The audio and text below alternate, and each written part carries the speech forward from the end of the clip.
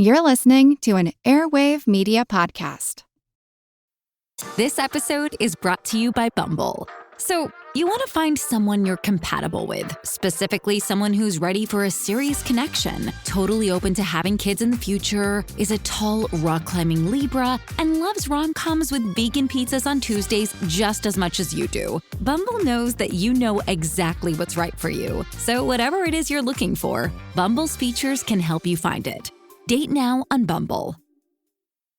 Nathan. Hey, Katy. Hi, everybody. So we are taking this week off. Sometimes you need a little bit of a break, you need a little breather. But while we were gone, we thought we would rerun some old episodes for you. And since we just talked about Princess Nest, who was a royal mistress, we're also going to cover Katherine Swynford, who is more or less like the mother of the Tudor dynasty. Yeah, so we really hope you guys enjoy these next few episodes. Oh, and if you're new here, we say fuck a lot. Nathan makes some dick jokes. It's all, but if that's not your thing, you're not going to enjoy any part of this. So, Nathan, cheers, bitches. Cheers.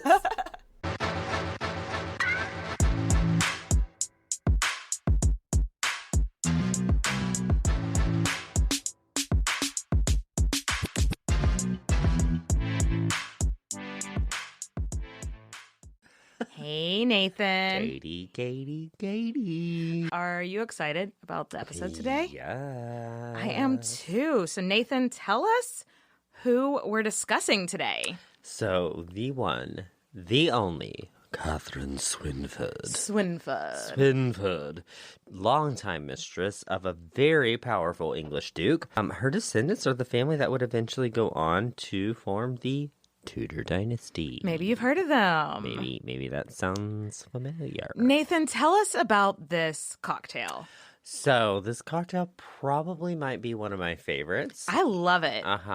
So I took some blueberries, raspberries, and pomegranate and mushed it. Mushed it up, put some tequila in it. 4 shots of tequila, by the way. Oh, is that why you're feeling so rough today? You had a little bit of the cocktail last night. Kill ya. And then you shake that up, and then you put a little lime juice in it. It's like a blueberry margarita. And I remember I put like jalapeno in it into the tequila and let it soak. So it had this spicy, lovely, sweet, gorgeous moment. Yes. No, it is delicious. Be warned. Shots of tequila, guys. Like, it's 4 ounces of tequila. Oh. So, I don't know how to segue into Katherine Swynford, so let's just get into it. I bet she liked a lot of tequila. She might have. And you know what? Her mom probably drank a lot of tequila because when she was born... Great segue. Great, Nathan. Probably unsurprisingly, we don't really know. Surprise, we don't know when she was born. We have no idea when she was born because she's a woman, and why would anybody want to write down? But also, she's not from the nobility. So I bet if she had been a boy, they also wouldn't know her exact date either. We think probably 1350. Okay, that's a very rounded number. Yeah. An educated guess on her date of birth is going to be November 25th. Because that's the feast day for St. Catherine. And a lot of times, like if your baby was born on a feast day of a saint, you just made it that day. You just be like, and this is the kid's name now. So educated guess. Not 100% sure on like where she was born, but probably either London or her father's homeland of Hainault. Yeah. I went onto Twitter to be like, somebody tell me how to say this because I didn't want us to completely butcher it, and not a single person told me the same pronunciation. So, Hainault. Oh, God damn it, Nathan. It's in modern-day Belgium. That's where her family is probably from. So, just not a whole lot is known about her family, but here's what we do know. So, her dad was a knight in Hainault who traveled to England to serve the new Queen of England, Philippa of Hainault. God damn it, Nathan. Her dad must have really impressed the royal family because, like, once he starts living in England and working in England, they make him a knight. They start giving him jobs. They start giving him money. So he started from the bottom. Now he's here. And I mean, the here is still like middle management, but still. For them, started from the bottom, now I'm middle management. Yes, exactly. But, you know, it's still... He must have made a really good impression. Yes. Is what we're getting at. Yes. And because history is a bag of dicks, we really don't have any idea of who her mother was. Zero. Because boobs. There's like not even any guesses. I feel like with other, like who's someone else? Like Cleopatra. We had no idea who her mother was, but at least there were some guesses. Like her parents that were brother and sister. Yeah, like probably her aunt. But yeah, with Catherine, they're just like... What was that again? Okay. Perfect. Perfect. We do know for sure that she had at least one full sister named Philippa. Okay, so what about her upbringing? She lucked out, even though like she's from like really not like illustrious line or whatever. She was probably raised with the children of the royal court of Edward III and his queen. So... Pretty lucky. So, Queen Philippa of Hainault loved children and was known to go out of her way to care for the children at court. So, it's very possible that Catherine and her sister Philippa were raised at court with all the kids of dukes and earls and lords and lions and lions and tigers and bears. Oh my! Dukes and earls and lords. Oh my! It's possible that like she probably had jobs, like what we would think modern day of like unlike babies. Babies don't need jobs, but she probably had chores that the sons and daughters of the nobility didn't have. Yes. But she still like slept under the same roof, which for medieval times, awesome. Great. Good work if you can get it. Okay, you got to, you know, fold some sheets or whatever. Whatever. Yeah, right. But still they living lived in a palace. Yeah, they lived in a palace, got basic education, and got to know some important people. You know, could have been worse for the 1300s. Could have been a lot worse. Yeah. You know, ye old disease. Ye old sleeping in the streets, you know, like, yeah. Fleas. Yes. In 1359, when Catherine is maybe like 9 or 10, the king and queen's son gets married. And it is a really big deal. BFD. BFD. That does not stand for big fucking dick. No, it's big fucking deal. I guess it could stand for big fucking dick, but in this story, no comment. So the son is getting married is called John of Gaunt, and he's the son of Trois, the third son. John of Gaunt, Trois.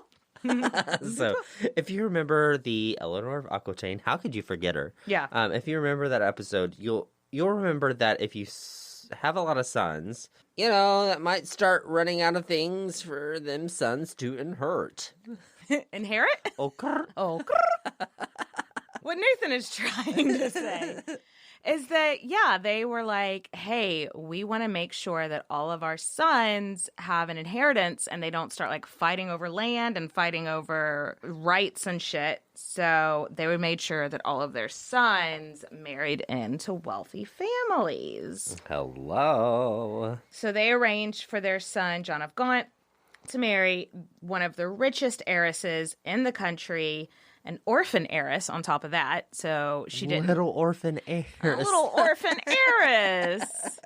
And she didn't have any brothers. So she had nobody to fight over the lands and titles and whatnot. Okay. So John would marry her and immediately become a duke of her lands and everything. So chef kiss, put a pretty little bow on it. It's perfect. This heiress is Blanche of Lancaster. So once married, they would be the Duke and Duchess of Lancaster. And unless you're brand new to the Queen's podcast and English history, this might ring a couple bells. Ring my bell. Ring my bell. Anyway, what does Catherine have to do with all this? Like, why are we talking about this? Yeah, so the new Duke and Duchess are going to be, like, setting up their own home, needing a staff. That's staff. They need people to run shit. They need people that know how to run a royal household. Yes. And they're setting up a new household. And Catherine, at the ripe old age of 9 or 10, has been running around working in a royal household her entire life. So they're like, all right, you're just going to move over to this house, the new Duke and Duchess of Lancaster's house. So she's basically working for Blanche Devereaux of Lancaster. Blanche Devereaux of Lancaster. Yes, absolutely. This was great for Catherine. Like, this is a good move for her because luckily Blanche Devereaux of Lancaster was known to be very, very sweet, pious, and charitable. So, good move. Yeah, she would have been like a really nice boss. And Blanche Devereaux of Lancaster and Catherine would have been similar age, too. I mean, Blanche isn't going to be like 9 or 10 like she is, but she's like 14 or something like that. You know, they're not a huge difference in age. Let's pause real quick to discuss the political climate of the time. Politics. Because up to this point, it's all seemed very idyllic and cute and fun. But this is the mid-14th century, and we're in England. So, Nathan, what is going on? The 100 Years' War. Which was an on-again, off-again war with France that actually went on for 114 years. It just doesn't have the same ring to the it. 114 years war. Yeah. I'm glad somebody made that executive decision To rebrand it? Yeah. Rebrand it and take off 14 years? Yeah. Like, messed up. I get it. I get it. The current king of England, Edward III, who is the son of, remember when we covered Isabella of France? The wolf. The she-wolf? The This is she-wolf. her son. So he's king now. And he very much believes that actually he should be king of France. God. It's wartime. The fighting didn't really actually take place in England all that much, but wartime still means loss of life, high taxes. Whoa. Good God, y'all. What is it good for? Absolutely nothing. So put a pin in that. It might be important later. So anyway, back to Kat. She is living her #blessed life in the house of the Lancasters for quite a few years. They had a few children, so Catherine is working, taking care of these royale babies. That was my French accent. What? coming out. You are just all over the place with these pronunciations Nathan today. all over the place. What? Okay, Nathan, so since you're feeling so all over the place today, why don't you tell me about, what do we know about Katherine Swynford's personality? So she wasn't the type of girl that was like, Dear Diary. Right. So no diary. She wrote a lot of letters because, I mean, I would be bored too if I didn't have Netflix. Yes. But do they survive? No. But what remains seems to suggest that she was also kind of pious, which Yeah. makes sense because she was raised by that type of people. Yeah. It also seemed like she was likable, had friends, very social, maybe. And apparently she was a total smoke show. Ow, ow! Oh, wow. Hello, nurse. Ooga, ooga, ooga. Fast forward another 6 years or so, and it's 1365. She marries this knight in the service of John of Gaunt named Hugh Swynford. This was a really common practice in royal houses that I think is kind of smart, that they would get the people that their employees basically to marry each other. Like, oh, you're a single knight. Oh, the nanny is single. Y'all marry each That other. would suck. Well, I mean, at least you know that way you're marrying somebody that has a job, has an income. Okay. You know, it also creates them, they're going to be more loyal to the Lancasters now. Their children are going to be loyal to the Lancasters. And the same thing happened with Catherine's sister, Philippa. She married this page that was in the service of John of Gaunt by the name of, how do you pronounce this one, Nathan? Geoffrey Chaser. Yes, very close. Geoffrey Chaucer. That Geoffrey Chaucer, Katherine Swynford, and Chaucer are in-laws. I mean, small world. Small world. Can we take a quick second to bitch about, I'm sure Geoffrey Chaucer's work is important. Why the fuck did they make us read that shit when we were 14 and 15 in high school? I know. I mean, it's like medieval satire, and I'm barely grasping satire. Right. Much less medieval. Right. Like, I'm supposed to get the Canterbury Tales, I think is what we're... Just because I love reading and I love literature so much, and I just could imagine being an English teacher and being like wanting to get my students excited about literature, and the school board being like, nope, you got to make them read Geoffrey Chaucer. And just being like, and just trying to hype up the wife of Bath. Like, come on, kids, get excited. Like, oh God. No, Mom. I No. can't. So anyway, our girls marry now. Let's meet the lucky man. Lucky bachelor Hugh Swynford, no longer bachelor. He owned land, honey. Which was a big deal. Yeah, again, BFG, not big fucking dick. Big fucking damn land. I don't know. Big fucking deed. Big fucking domicile. Oh. He owned not just one property, he owned 2 properties. Sounds like he needs a pool boy. Oh. La-ti-da. So now she's going to be the lady of her own house. So she probably thought this was pretty good. Plus, also, her dad was a knight. So she probably didn't ever think in her wildest dreams that she was going to marry anyone higher than a knight anyway. Yeah. So the thing is, we don't know if there's a loving marriage or not, basically, at the end of the day. And since neither of the families are from the, nobility, she wouldn't have been forced into this marriage. Yeah. She would have chosen it. We don't talk a lot about women who were from, the lower classes getting married. Yeah. If a woman didn't want to marry a knight and there wasn't any kind of, dynastic pressure on it. If she wouldn't have wanted to marry Hugh Swynford, she wouldn't have had to. No. There was no pressure. Mm-mm. So she must have at least liked him fine, you know? Liked him fine. Yeah. This is fine. So we think that she may have been disappointed when she left court and went to hubby's lands in Lincolnshire.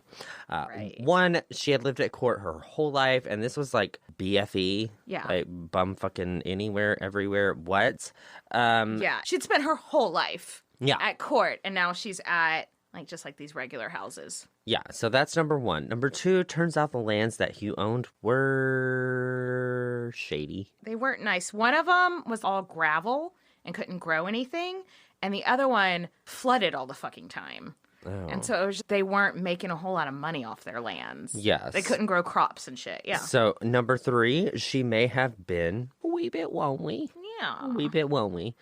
She had always had friends at court and her sister nearby, and now it's just my husband, this shitty-ass home that floods all the time.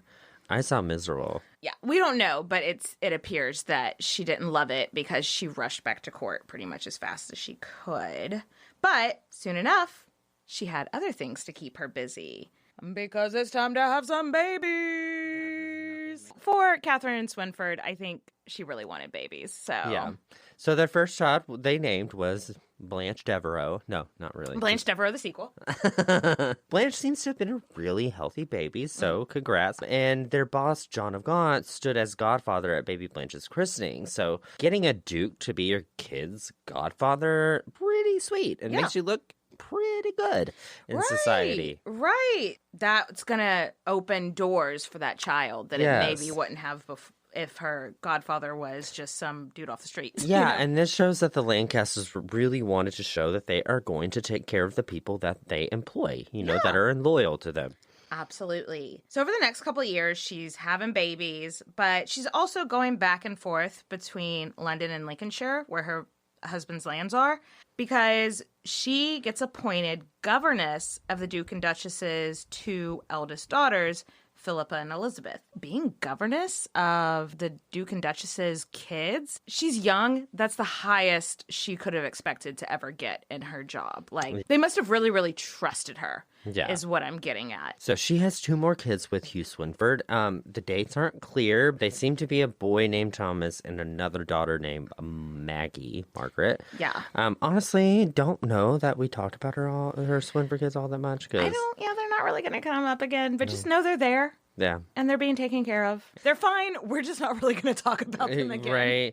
So in 1368, though, sadly, Blanche Devereaux of Lancaster dies. It was devastation for everybody because, everybody loved Blanche Devereaux so hard.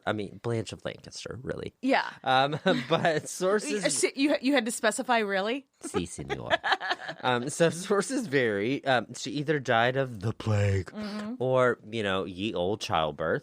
# medieval world problems. Right? So we can't place Katherine exactly where she would have been at this point, but it's plausible to think that she would have been there, like, caring for the kids, comforting them while their mom was sick. But either way, we do believe that Katherine and Blanche had a super warm relationship, so she had to have been devastated at this point. Had to have been, yeah. Correct. Yes. Katherine kind of just takes over the Lancaster household, and I think this is the first time we really get a glimpse into her personality, where she's just like, instead of mourning the loss of her friend, she just goes into go mode. Like, okay, no, I am taking control of the situation. I'm taking over the house. I'm taking over, like, who gets appointed to do what job. And this isn't the only time that she does this whenever she suffers a loss. So I think it shows us she had a bit of a take charge personality, which we don't get a whole lot of glimpses into her personality. So I love that. John of Gaunt was distraught, but he also had to be, like, off at war, and he still had 3 surviving children from the marriage with Blanche, so someone had to take over shit, and she stepped up to the plate. Love that. And fast forward a couple years, and Catherine's husband Hugh off fighting in Aquitaine, and Hugh Swynford dies in battle. Or other #medieval people problems. We don't really know. He dies while he's off at battle, but who knows if he actually was wounded or got dysentery or an earache. You know, people died from everything back then, you know? Yep. So how did Katherine feel or react to the death of her husband? That's an emoji. Yeah, I put in the shruggy emoji in the notes. Like, Nothing to give us clues. However, she had her own money honey, and that money honey from Hugh's lands up north could have probably afforded her to take a break from work. So, that along with the money she had making as a governess means that she was pretty well set off financially. She was pretty well set off financially. She didn't need to keep working, but there doesn't seem to be any record that, like, she left the Lancaster household to go grieve. So that also makes me think maybe that was just her grieving mechanism. Like, do stuff. Let me take on more responsibilities. Let me keep myself busy. Or maybe she wasn't really that affected by his death. That's also a possibility, yeah. That one's a little bit more difficult to discuss. Yeah, that one's not as nice. But at some point, something happened. Ah! So her and John of Gaunt hooked up. Bow, chicka, Put bow, the wow. little bean in the boom, boom, boom, boom. Okay, wait. What? Her and John of Gaunt are now together? Yeah, so there's a lot of debate as to whether they were, like, hooking up while their spouses were alive. I'm Jane Perlez, longtime foreign correspondent and former Beijing bureau chief for the New York Times. I've been a foreign correspondent in lots of places: Somalia, Indonesia, Pakistan, but nowhere as important to the world as China. I mean, China is not dropping anti-democratic paratroopers into Montana. But of course, we did see things like the weather balloon / spy balloon riveting the whole country for a week. This is Face Off, an 8-part series in which we'll take you behind the scenes to key moments in the tumultuous U.S.-China relationship. We'll speak with a diplomat, a spy, a tech reporter, a U.S. admiral, even Yo-Yo Ma.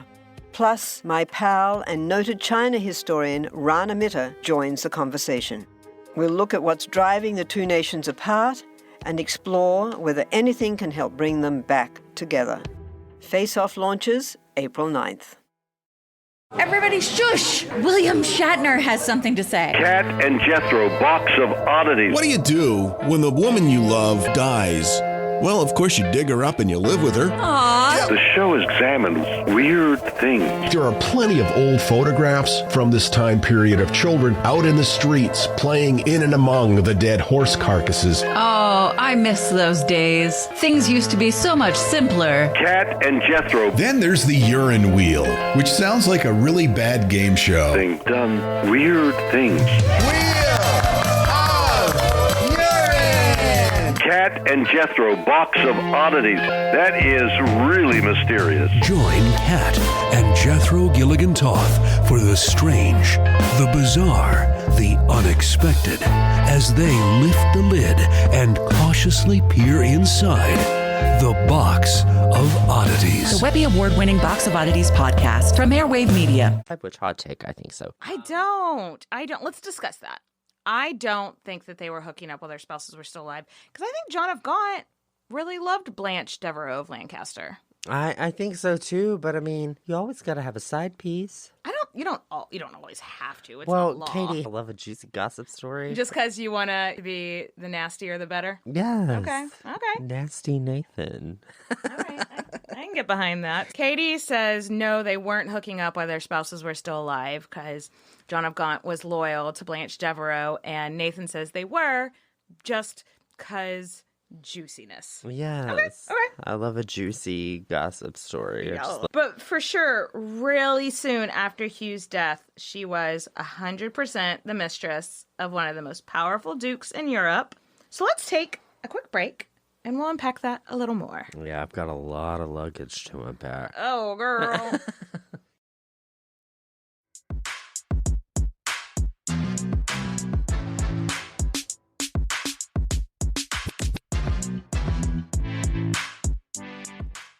So let's take a second to unpack this and speculate further on their relationship. When we last left, I've decided that I think that they didn't start hooking up until after both of their spouses are dead. Nathan likes the drama, so he thinks that they were already bumping butts. Binkum, binkum, binkum. That's what you do in sex, right? You just bump butts? Yeah. That's how you have sex, right? Yeah. I thought so. Yeah, just hit your booties together, get naked and bump butts. Anyway, either way, they've probably known each other their whole lives by now, right? Yeah, for sure. And, maybe she always had a crush on him. It's completely possible that she would have grown up being like having his poster on the wall. The Duke is so dreamy. It's also possible he may have always thought of her as like a little sister type situation. True. So let's unpack this and get to know John of Gaunt real quick. Okay. Third surviving son of the king, but by the time of his affair, he's fallen pretty low in the line of succession. Yeah. He's probably never going to be the king of England. Right. But very powerful, very smart. He's got a lot of big dick energy. Oh, I love that. He is incredibly ambitious. He thinks very highly of himself, which has gotten him very far in life. He's a big player in the military. He's a big player in politics. And his influence is only going to grow and grow. Oh, and also he's very, very rich and powerful. We love it. Ego like crazy. We don't always love it, but right now it's serving John of Gaunt well. So this ambition is obvious in his second marriage. But wait, second marriage? He just got with Catherine. And qu'est-ce. Yeah, dukes don't really get to marry who they love, though. And Catherine didn't really bring money or power to this, so... Yeah, so it's sort of like, why would he marry her? He's probably like 30, 31 now, so he still has plenty of time to make another advantageous marriage. So the same year he started this affair with Catherine, he marries a woman named Constance of Castile, and then that BDE decides to carry himself as the King of Castile. He calls himself the King of Castile for the next few years. Spoiler alert, at no point is he ever the King of Castile. It escalated quite quickly. Woo! Very long story short, he wasn't really the King of Castile, and he never would be. Constance's dad had been murdered and the throne taken over by her uncle. Because all of the royal stories that come out of Spain from this time are absolute fucking soap operas. And it's like a telenovela, bitch. It absolutely is. But John had it in his head that he was going to take the crown of Castile and brought poor baby Constance over to England. What the fuck is wrong with this guy? Oh, God. King of Castile. Don't tell the Castilians. I was like, we've already got a king. Thanks. Thanks. We're good. Did Catherine mind that her new love was married to someone else? We just really don't know, but it actually really didn't change their relationship all that much. She was still the governess to his kids. But one of the few things we know about Catherine is that she was really religious. So I wonder, did she wrestle with her conscience over sleeping with another woman's husband? As long as the dick is good. This is why you don't. This is why Nathan is not a marriage counselor, relationship counselor. Nope. I'm like, you cheated on your wife as long as the dick's As long good. as the dick was good. I mean, did you bump up? But we already know that Katherine fertile as hell. And there's no birth control at the time. So babies on babies on babies on babies on babies on babies. Yes.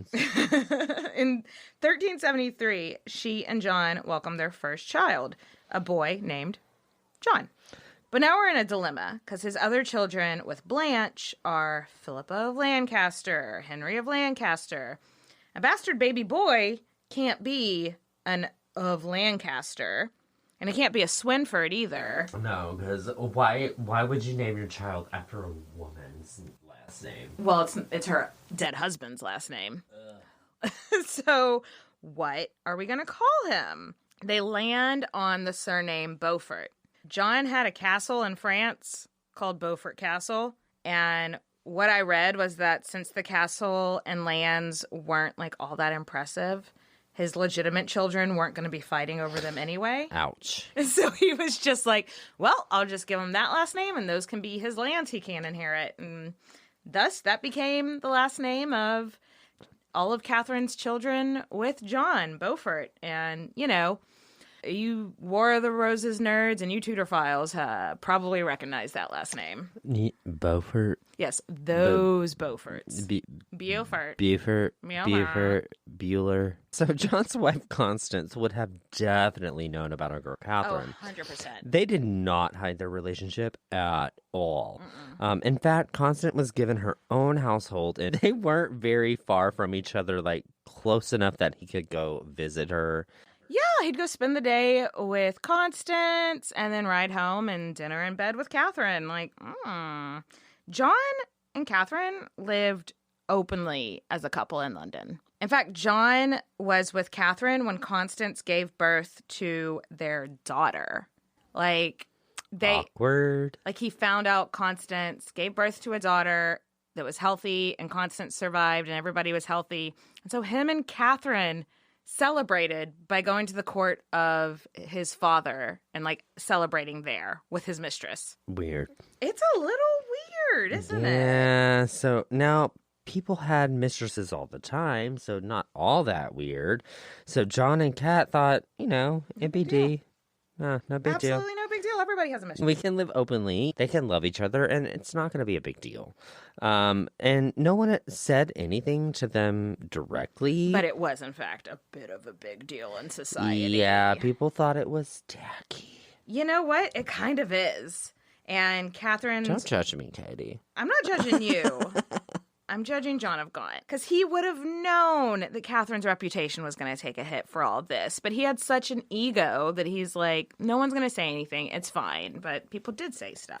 Yeah. And her family grew. And with every new Beaufort that John acknowledged, the more like it got with other people. Yeah. They had 4 children in total, 3 boys and a girl. And all survived childhood, which is... That's super good. That was not like usually you'd have like 8 kids and maybe 5 would make it to childhood. Super. Thanks for asking. She had 4 out of 4 make it out of childhood. That's awesome. Yeah. Yeah. It wasn't that he was having bastards, and it's not that he was like acknowledging his bastards at the same time. It was that he was living so openly. Yes. He was like... It was like the open marriage of... Yes. Yes. Well, like, it was normal back then if Duke had children out of wedlock with his mistress. It was the honorable thing to, like, acknowledge them, send the mistress money, but you didn't live with them like they were your primary family. Yeah, for sure. And he lived with them like they were his primary family, and it just made everybody go, like, this is tacky, man. Right, and Catherine's reputation wasn't the only one taking a hit. Yeah. So John wasn't doing so great in the public eyes either, so in 1377, John's dad dies, and John's older brother had died years before, so that means the new king is John's 10-year-old nephew. 10-year-old nephew. Babies don't need jobs. When we say babies don't need jobs, we are specifically talking about Richard II of England. Yes, Babies don't need jobs. Tell your mom. So John is one of baby Richard's primary advisors. Not the only advisor. But primary. Yeah. There's a whole council to help run the country, but in reality, John of Gaunt is effectively running the whole thing. Remember how we were talking about his ego that just keeps getting bigger and bigger? Oh, Lord. I bet he was insufferable by the time that he's now basically running the country. Yeah, he's a little pushy. He's a little power hungry. So that's totally him. So lots of unpopular shit was going down at the time in John's regency. Yeah. There was still serfdom. Not which, fucking cool. Not a good look. Not cute. Yeah, we are not here for serfdom. So everyone was poor as hell and was being taxed to the gods. Taxed to the gods, indeed. They instated something called the poll tax. It wasn't like a sliding scale tax. Like usually you're taxed a certain amount of brackets. Or like you're a certain percentage of your income. Instead, it was like a one fee for each adult over 15. And it was like, let's say the government decided they were going to tax us all $2,000. For me and my husband both to have to pay $2,000, it wouldn't be the fucking end of the world, but it would suck.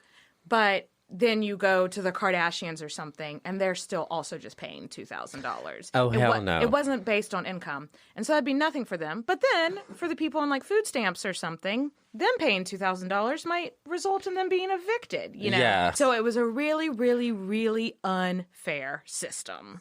And it made a lot of the people of England fucking hate John of Gaunt. Yeah, and then now there's this like growing distrust of the royal family. We're going broke over here. And this fucking guy has 2 castles, one for his wife and one for his mistress. What the fucking hell? And you know what? I'd be pissed too. Yeah, I know, right? Valid fucking point. So, John was a figurehead of what everybody hated at this point. Yeah. He didn't help himself either at all. No. Like, he was cocky and like showing off all this wealth. And it's like, dude, read the room. We are all literally eating dirt. Read the fucking room. Right. It was a bad look. It wasn't cute. Yeah, so their relationship went on like this for a decade. Like, this was a long affair. So Yeah. she cared for his kids along with his kids. Yeah, and she was still the governess of his kids, and his kids weren't really close to their stepmom, Constance. So she was basically the only mother figure they knew, you know? Yeah. And as far as her life goes, everything was like chill for a while. She was happy. Yeah. She was rich. Until the peasants revolt. Again. So for the sake of time, we're not going to go into the ins and outs, but TLDR, the peasants revolted in 1381. This angry mob of peasants descended on London. Y'all, they just tore it to shit. They tore it to pieces. I don't blame them. The clergy were executed. Homes and businesses were ransacked. The rich and powerful of London were holed up in the Tower of London, which is not a great place to be. They're fearing for their lives. And rightly so, because the peasants caught one really rich clergy dude and, like, straight up tore him to shit. Like, tore him to pieces, killed him. Like, they were afraid for good reason. John's London home was this place called the Savoy Palace, and thank God they were not home. John was in Scotland being a war dick, and Catherine was out of town with the kids. Praise Jesus. Hello, God. I don't know what that was. So the Savoy Palace destroyed. Hello, God.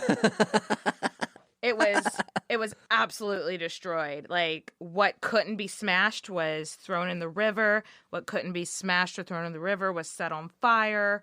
All the value. Dracarys. They Dracarys the fuck out of this palace. Absolutely. They took hammers to the walls. They broke It's up the hammer furniture. time. Peasants revolt. It's hammer time. Absolutely. But, like, can you imagine if Catherine and her kids had been there? Yeah, literally, like, chills. Thinking about what would happen to them. Think about this through Catherine's eyes, being like, if I would have been there, I would have probably had to watch my children be killed. You know, like Not a great thought to have if you have anxiety. It was fucking scary. The only good thing to come of the Peasants' Revolt is that it was the beginning of the end of serfdom in England, though it wouldn't officially be abolished for like another 200 years. Yeah, and this revolt put the fear of God in all of the rich and powerful people. And it effectively ended John and Catherine's relationship, too. So John went on a publicity tour of how God made him see the error in his ways. God has pointed me in the right direction. Hello, God. Hello, God. It's me, John. I am sorry I've been a dick. Oh, my God. Oh, I love it. At this point, he'd be living a more pious life now, didn't have no greed, less powerful, you know.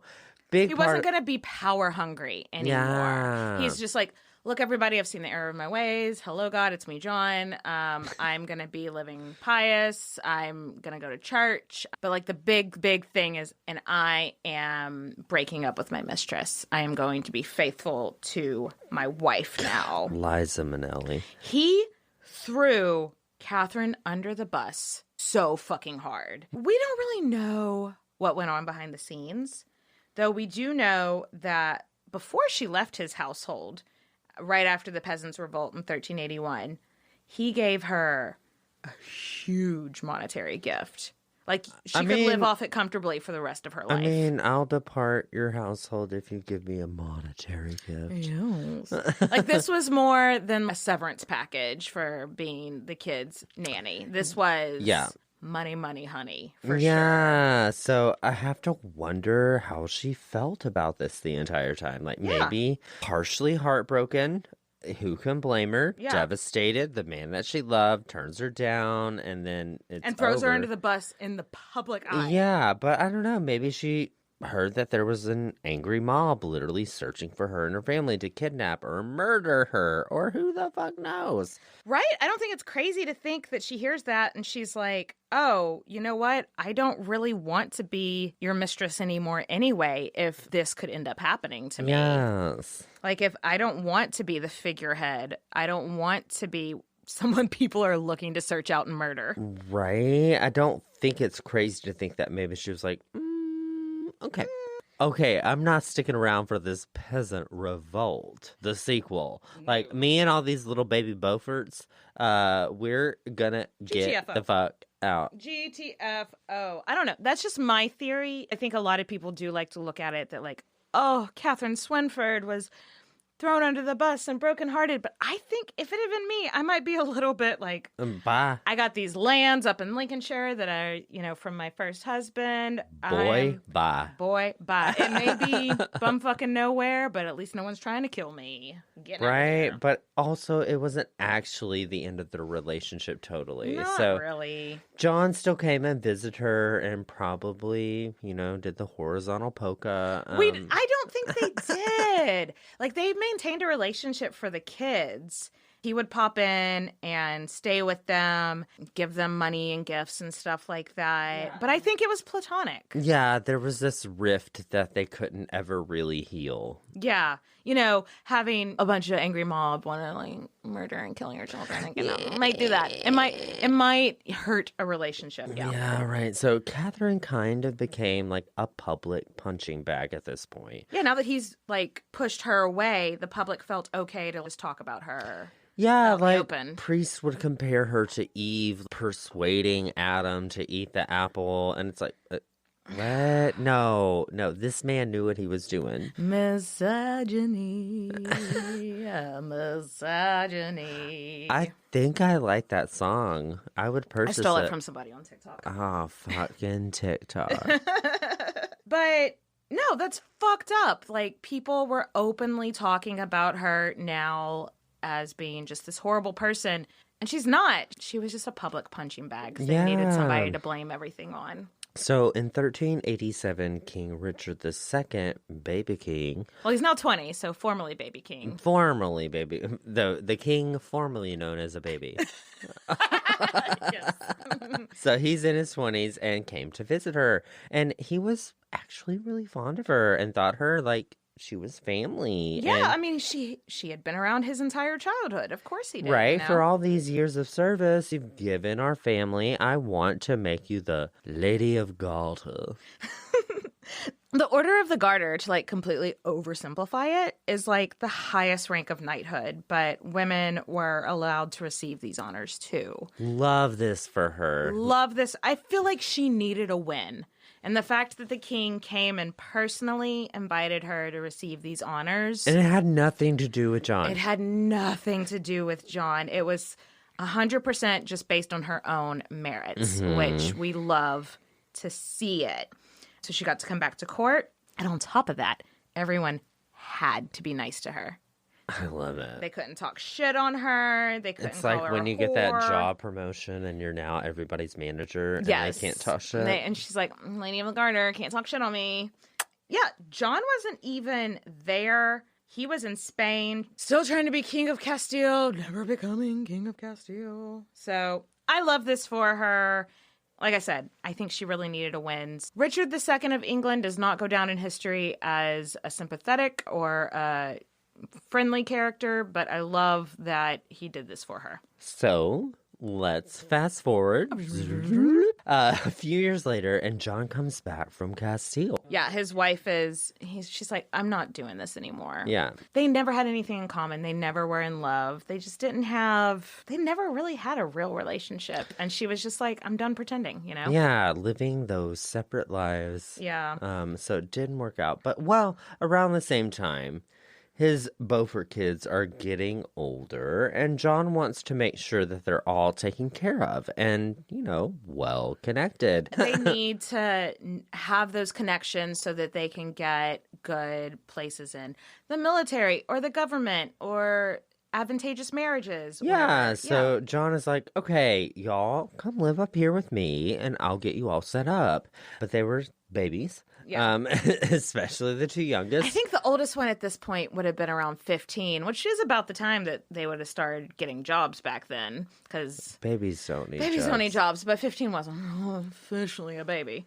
But the youngest two, especially, Catherine had to come with them because they were super young. And so Catherine and her kids moved back up there, and surprise, surprise, their relationship started bumping butts once again. Bumping butts. But they were way more discreet about it this time. That's probably a good thing. But then in 1394, poor baby Constance dies.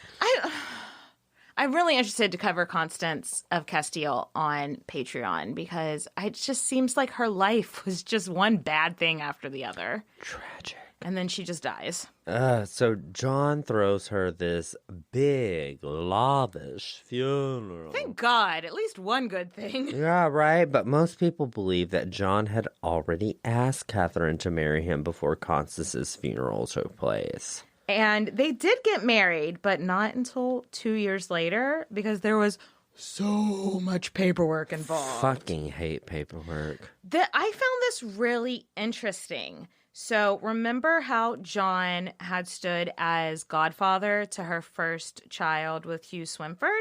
Uh-huh. So in the eyes of the church, they're basically like brother and sister now. I had never thought of that before. So they had to get a papal dispensation to marry, even though they were in the eyes of the church closely related. So stupid. It is pretty dumb. Also, but on that paperwork that they submitted to get the papal dispensation, and if you're new to the show, a papal dispensation or a papal bull is just basically the Pope being like, I see that you are related, but I'm going to let you get married. I'm going to let you get married anyway. I was about to ask you for that. I was about to say, like, where's the accent? Why was I throwing away my shot with my Pope accent? You might be cousins. You might be don't get I'm at a Pope. He's the godfather of your baby. That's okay. I'm at a Pope. But in the paperwork that they had to submit for that, they did have to promise that the children were not consummated while she was married or he was married to his first wife. So they were finally married 2 years later in 1396, 24 years after their relationship started. Catherine was about 46, 47, and John was 56. That's refreshing. Only a decade instead of like 12 decades. Like, 12 decade. That would be scary if it was 12 decade difference. Grandpa coming at you. It's a scandal. Yeah. Like the most powerful duke making his mistress a duchess? Well, because, you know, those bougie people can be snobby, and they were like, but she's base-born. And it's like, okay, but she grew up with all you guys. Like, right, but everyone within the royal family is like, fuck it. The rest of the country, it's just going to have to deal with this. Yeah, like the king, like the inner circle of the royal family was like, she's been family this whole time anyway. Yeah, in fact, since the king's wife had died, she was now like the highest ranking woman in the court and in the country. Can you imagine being the daughter of some foreigner knight that nobody knows and now being the highest ranking woman in the country? That's what happens when I wake up in the morning, Katie. Didn't you know? Every morning you wake up and you're the I'm highest the highest ranking woman in the country. I mean, that happens. Like, yeah. You know what? Good point, Nathan. Good point. Yeah. So their children were also legitimized, which was huge. That made the king uncomfortable. What? It could. So he was like, okay, but He's like, all right. This is what we're gonna do. They're legitimized because that's gonna help their marriage prospects. That's gonna help them in so many different aspects in their life. Yes. But he's like, but they cannot ever have claim on the crown because he didn't need more cousins being like a threat to his crown because he didn't have an heir yet. I'm already tired of my cousins. I don't need more of them. No, I'm kidding. I love you guys. I mean, in a second, we'll see how those cousins see what kind of relationship Richard has with his cousins. One more time? Yeah. Side note, John of Gaunt is such an interesting character because he's a huge war dick, ego to the ceiling, power hungry, pretty horrible to his second wife. We have lots of reasons not to be endeared to him, but I kind of love how much he obviously loves his children. He's a narcissist.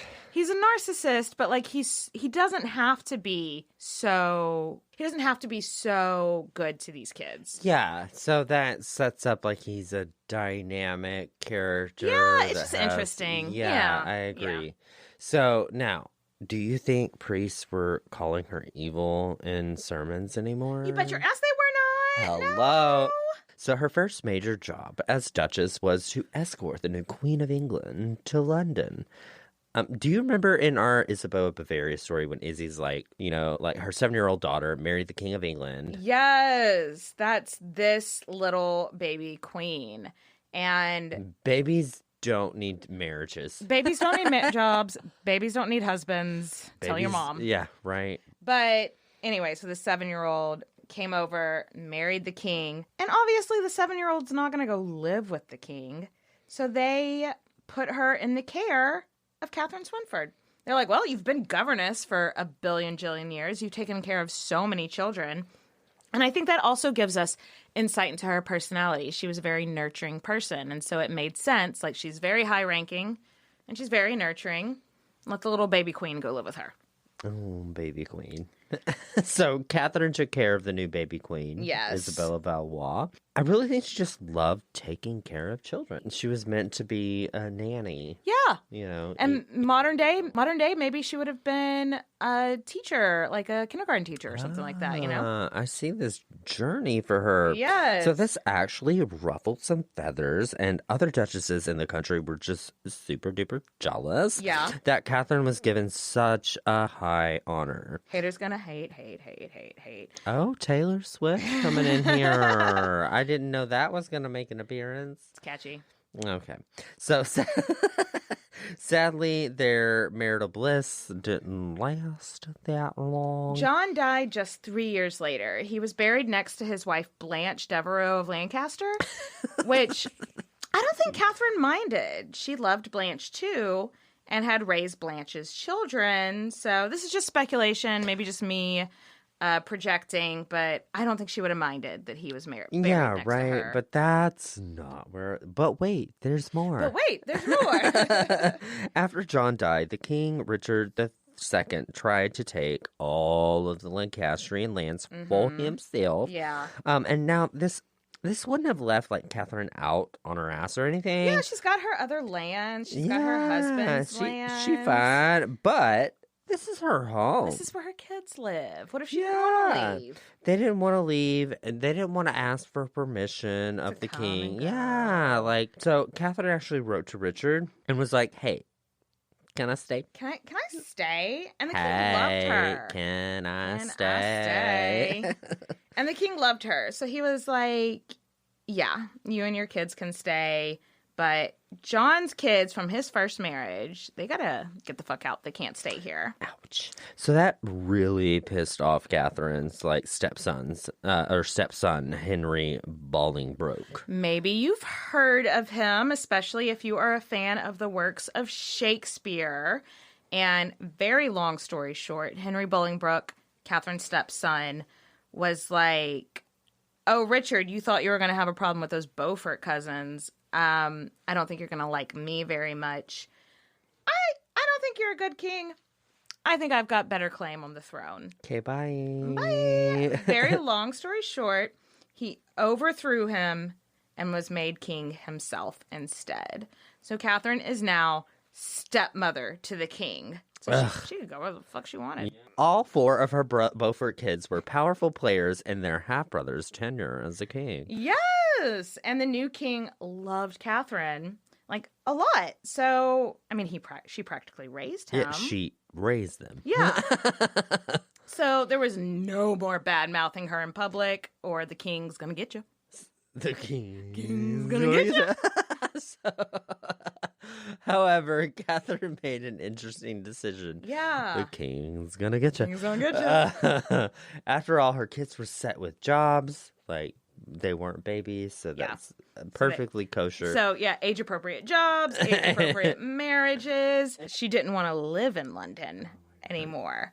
Like, she headed back to Lincolnshire, to her first husband's, like, homelands. But then she got there, and she didn't want to live in those houses either. So she ended up, like, she had remodeled her husband's houses up in Lincolnshire. But then she got there and was like, maybe I can rent these out. Maybe I can make some money for some people living here. That's what she ended up doing, is, like, renting out houses near Lincolnshire, and she lived out the rest of her life there. Yeah, she rented this house like 2 or 3 miles from the lands that she owned. And while she lived there, she flipped those houses. So that was kind of like a late in life passion. She liked redecorating and remodeling houses. She was a real estate agent. She would have loved Pinterest. Oh my God, she would have been a Pinterest influencer. Katherine Swynford, Pinterest influencer. Oh my God. But I mean, she like wanted a place of, her own. Yeah, I wonder if like living in London or living at her first husband's houses, it was just too many memories. Yeah.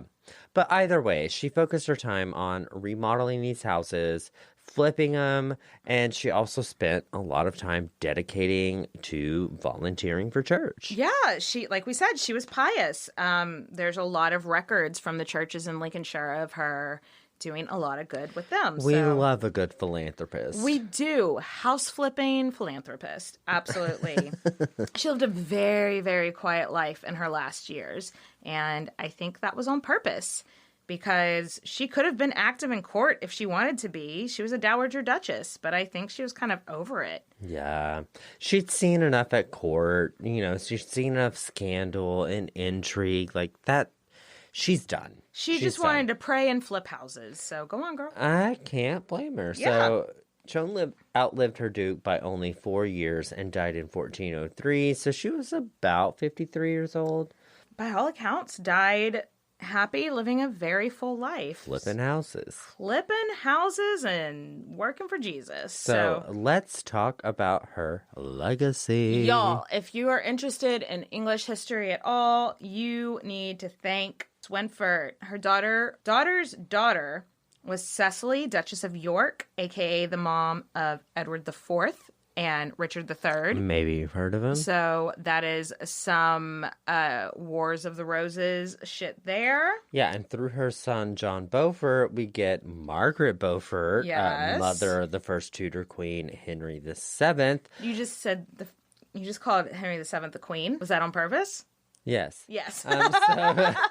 So she's some level of great-grandmother to both Elizabeth of York and Henry VII, the queen. So that's kind of ick since they got married, but whatever. Yeah, also one of the John Beaufort's daughters married a king of Scotland. So now we got Katherine Swynford's descendants on the Scottish and English thrones. So basically, if you're into the history of Wars of the Roses, the Tudors, the Stuarts, any of them, you can look to Katherine Swynford for bringing all those people into existence. So let's raise a glass. Cheers, bitches. Cheers, bitches.